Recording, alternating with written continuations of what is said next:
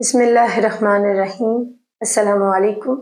Welcome to what shall I cook. आज हम बना रहे हैं चिकपी पोटैटो पास्ता सैलेड।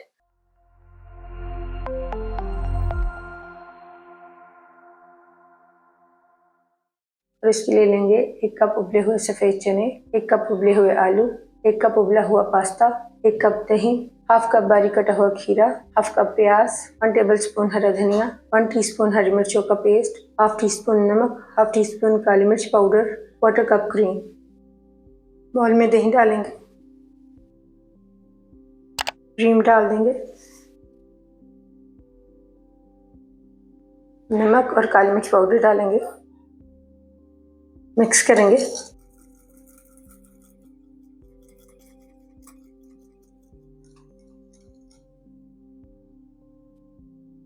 हरी मिर्चों की पेस्ट डाल देंगे, हरा धनिया डालेंगे, प्याज और खीरा डाल देंगे,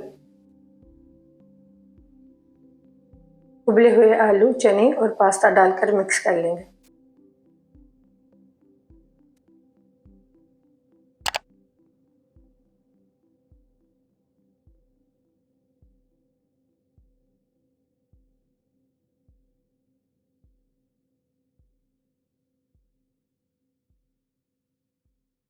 अल्हम्दुलिल्लाह, चिकपी पोटैटो पास्ता सैलेड तैयार है। आपको ये रेसिपी कैसी लगी कमेंट्स में बताइएगा।